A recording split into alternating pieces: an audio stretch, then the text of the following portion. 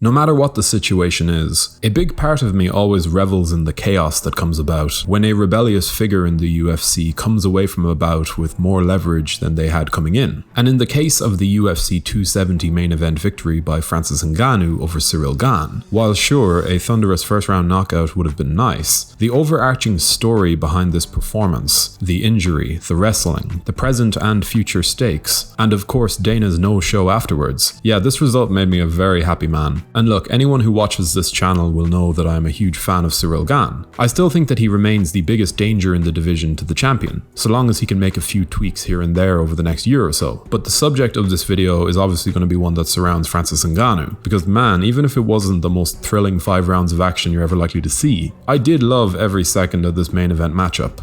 Gane, as we would expect, was superb on the feet, especially in those opening 2 rounds prior to Ngannou's switch-up, fluidly mixing stylistic approaches to keep Francis more or less nullified whenever the bout was standing. And for a while, I certainly thought that I saw this fight's entire direction being laid out, as Gane grew in confidence and Ngannou seemingly began to wilt under the weight of those wide-looping misses that his opponent forced him into, as well as the hit to his morale due to the frustration of his attempts to break Gane's seemingly impregnable defense. But in that 3rd round, we saw something from the champion that I did not expect. Hell, I don't think any of us expected what actually happened. Knowing that he was outgunned in a firefight that was only really going one way, and encumbered by the knee injuries that almost forced him out of this contest, Ngannou pulled out an almighty wildcard in the 3rd round, switching to a wrestling-heavy approach that caught his opponent off guard as much as it did with all of us. And from there, Francis's overbearing physicality, and let's be real, major technical improvements on the mat came into play, as he put every ounce of that weight advantage to work, stifling Gane's ability on the bottom to make this a contest of top dominance. And sure, it wasn't a bout that contained within it the type of devastating results we've come to expect from the Predator, but in a sport that is scored round by round, he utilized a mature approach to do exactly what he needed to get his hand raised. And for a fighter who had at one point been accused of mentally breaking against Stipe Miocic in their first bout, to overcome a 2-round deficit like this, that is kind of rare. He took a striking matchup he was losing and turned it into a grappling and wrestling matchup that he was clearly winning. And I think that while some fans were a bit annoyed at the fact that we didn't get the highlight reel finish one way or another, the ability of Ngannou to reinvent himself under immense pressure like this is as impressive to me as any connection on Gane's chin. And I really mean that, because not only was the champion forced to deal with a high-stakes grudge match with an overarching personal element to it, and all of the emotion that brought about, but he also fought and beat a guy who was able and widely favoured to nullify his own most likely route to victory.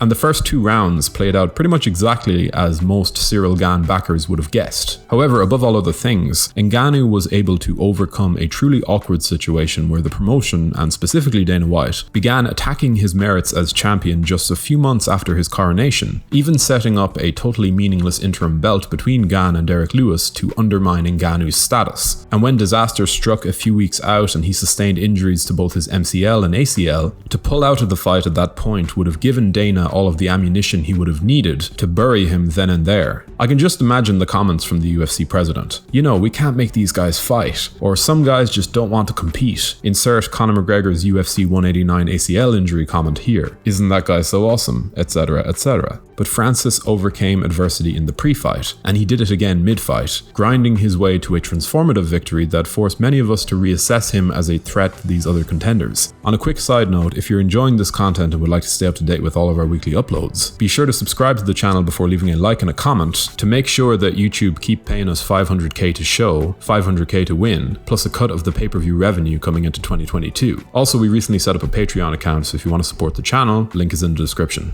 So yeah, this was a huge win for the champion, one that puts him in a remarkably strong position moving forward. And even if I don't like the Tyson Fury fight as a fan, and I don't think it's that realistic to hope for, at least for now, I do like that Ngannou is in a position to make these type of demands. There was definitely an opportunity missed during fight week, and in this bout's aftermath, to really amp up interest in a clash with Jon Jones. And yeah, I know there are reasons why it might not have been front and center in the build-up, and in the post-fight discussion, but for the sake of the division, and for Francis's own realistic earning potential, I honestly think that he did miss an opportunity by not making a huge call out with the mic in his hand. I don't really think there's a fighter on the roster who would stay in Dana's bad books for long if they were capable of putting on a fight of this magnitude, and perhaps it's just me being a bit selfish, but I don't think there will be a bigger fight in Francis's career than a clash with Jon Jones right now. And yeah, that might be a comment that divides people down the middle, but I do think that Jones's time away from the cage and his really troubling personal issues get in the way of us remembering just how enthralling a contest that would be, and how interesting he is as a fighter, especially at heavyweight. But yeah, in an ideal world, Jones would return over the summer to take on the heavyweight champion. But based on Francis's post-fight comments and the absence of Dana White from it all, I honestly wouldn't hold my breath in the hopes of seeing Ngannou competing again in 2022. I honestly wouldn't. That was kind of the vibe I was getting off him, that he's willing to hold up the division, willing to expire this quote-unquote champion's clause to get what he wants. All in all though, I really do hope that Ngannou can leverage his way into a higher rate of activity in the next 12 months. I believe wholeheartedly in this guy's major star potential, especially now, and I would hate to see him lose some of this momentum, both competitively and promotionally, because of something in the conflict that has very little to do with fighting or his utilization of his talents. Dana, if you're watching, I know you are, pay the man what he deserves. Find the middle ground. I really do have a gut feeling that it will be worth it in the long run.